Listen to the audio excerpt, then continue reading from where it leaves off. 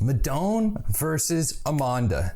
I am a great person to give you tips on which bike you should buy, or if you're just curious, which one's better. But I've owned the Madone. I purchased the Madone SLR back in the beginning of 2019, January. And then I had the previous iteration of the Emonda, which wasn't Aero, it was the H2 Fit. And I felt like at that time having both those bikes was great because the Emonda was a climbing bike, super light, not aero at all.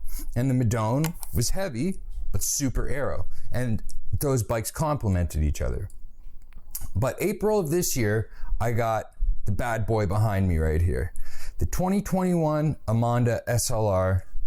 And since I have sold my Madone, so that's gonna obviously giving away the ending of this video, which bike I would choose, but I'm gonna tell you why. But first, I got a really funny story about selling my Madone. So both of these bikes, as you should know, are top spec. They Dura-Ace Di2, hydraulic, best of the best. That's just the way I like to get my bikes. I'll wear a $20 t-shirt for 3 years, but I like to spend my money on my bikes. So I put the bike up for sale for $8,000 on Marketplace, Facebook. And some guy comes on there and he starts chirping me that I should be selling 2 Di2 chargers for the price. And that stuff irks me. And I'm going to tell you why. The market sets the price. No one should be going on someone else's posts if they have no interest and making a judgment of what it's worth. Leave the guy alone or leave the girl alone. Let them sell it for what they think, and the market will tell them the price. If someone purchases it, that's what it's worth. Rant over. I finally get a bite and I go meet the guy. I'm showing him the tubeless tires. I'm like, okay, these are the stems you got to put in. These are the things you put. He's like, I don't care about that stuff. I just want to buy the bike for the compliments. I'm like, the what? He's like, yeah, I'm going to ride it around High Park, Toronto, and I want the compliments. That's why I'm buying this bike. I thought it was so odd that he would say something like that because obviously spending this kind of money on bikes is pretty crazy. But I like it because I like feeling like I have some high level quality machinery, that I'm riding this awesome equipment and it's like creme de la creme. I got some of the best equipment. I love it. That's why I actually feel uncomfortable showing up on a group ride and someone saying, hey, look at your bike. And I actually had a guy tell me that my Madone was giving me 50 watts. Crazy. But here I'm getting to the funny point. With selling this bike. What happened? A week later, I get a buddy sending me a message because he's looking for a Madone too. He goes, hey man, is this your Madone? I click the link. It's my Madone, but it's being sold by some girl that I didn't see her link to the guy I sold the bike at all. I didn't even know who she was. So I send her a message. I go, oh, cool, you're selling this bike. I recently just sold it. She goes, yeah, I'm his girlfriend and I'm selling it. And I was like, oh my God, I can't believe this. That's a crazy story. So what happened is he bought the bike because he wanted the compliments, and then his girlfriend sold it for him, that tried to sell it for him the next week. Anyways, funny story. So let me get into what I like, what I dislike, why I ended up selling the Madone, and why I'm keeping this bad boy behind me. So in terms of ride comfort, because I think that's a big question that people would ask is, which one would I say is more comfortable? And that's obviously going to be the Emonda. The problem with the Madone is it has that ISO thing where you set it and you can feel the seat flex a little bit and then it stiffens it up.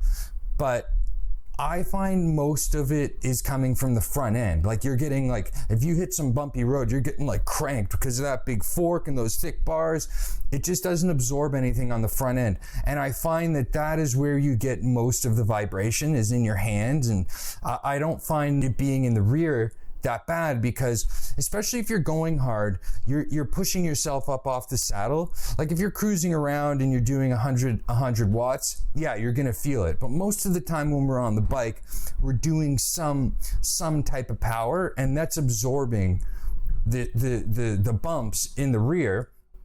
So you're just taking it all in the front. So I noticed that with the Madone, that on the front end, it's much more uncomfortable.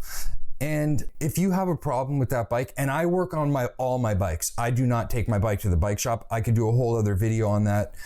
It's just, I don't like spending the money. I don't like the time. If there's a problem with my bike, I take the time. I watch all the YouTube videos. I've learned it. I've done that for over 5 years. Now, there's not one thing that I couldn't do on my bike. I've tapped new holes where the bottle cage bolt broke off.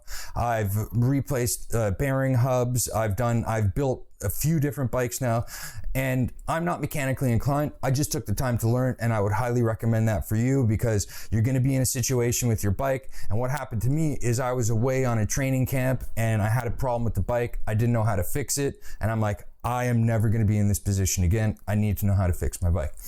And it's happened to me many times since, where I've been away and I've had a problem with my bike and I was able to fix it. And I was like, oh, thank God I took the time to learn how to do that.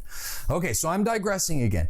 I found that the Emonda was much more comfortable ride, and it's much easier to work on. Even with this new guy, the wires aren't actually integrated into the handlebars. They go in a little channel. I'll put a picture up. They go into a little channel behind the bars. So if you needed to take the bars off, you can leave everything connected, because like I said, it just goes into the bars, and it's a much more simple design. With the Madone, if you got to do something with those handlebars, you're spending 3-4 times more of the time. So when I went away last year for 4 months down to the States, I took the Emonda. And when I came back, I bought this guy. In terms of speed, we're looking at, obviously, we're going to say on the flats, the Madone is faster. And in my case with this bike, because of how it is aero, and they're saying these new RSW wheels, they are just as fast as the 6s, and they're just as light as the 3s, which I have up there. When you have that, they're lighter and they're just as aero. Why not go with those wheels? This bike, with the pedals, the bottle cages, the Garmin mount on it, is just under 16 pounds. My Madone, I didn't weigh it, but I guess it's pushing 20 pounds. I just did not see in any case where that weight made up for the aero. Unless you're pancake flat, unless you live in Florida, they all have Madones down there. And yeah, Florida, great place for a Madone. But anywhere else where there's some hills, I just don't see where this bike isn't going to be better. Also, this bike has the T47 bottom bracket, the threaded bottom bracket, much better than that BB92 where it's just a press fit. And you have the newer carbon, but on the new Madone, they just re-released the 800 series? 800 series. So the Madone that I had was the 700 series carbon. They've since released the new Madone with the 800 series carbon, and it's supposed to be a pound less. And I don't think that's enough to compete with the Emonda. This bike's more agile, it's easier to ride, it's easier to work on, it's more comfortable, it's lighter, significantly lighter. And that's the reason that I sold my Madone. Well, I actually sold my Madone because I just felt like having those two bikes was excessive, and I took a lot of the money to buy this camera equipment so I could start this YouTube channel. Fun fact, I keep pointing at it, my Emonda. Did I tell you I love this bike? I fucking love it. It's the nicest looking bike. It's just the best bike I've ever owned. And then I have a CAD 12 that I put Di2 on, some cheap old wheels you've probably seen in some of my other videos. And I love that bike too, so I ride that in the winter. I hope this gave you guys some information. I really want to give like practical information. You could go online and look up all the specs, the weight and the stats. But what I want to bring is some real world experience, like how I felt with these two different bikes, what my decisions were, why I made those decisions, and that it's coming from a person that has on bike and a tremendous amount of experience with these two bikes, which I do. So if we recap the video, the cons for the Madone is the weight. It's a big problem, that weight. I mean, that bike's pushing 20 pounds once you get all the stuff on it. It's definitely more uncomfortable. They got that ISO coupler in the rear end that just, to me, it's gimmicky. Yeah, you get the flex, but you get all this flex in the rear, but you're still getting jackhammered in the front because of just how thick everything is. And the bike's an absolute disaster to work on. An absolute disaster. I mean, you know, anything that's going on in the front end of that bike, you're running into trouble.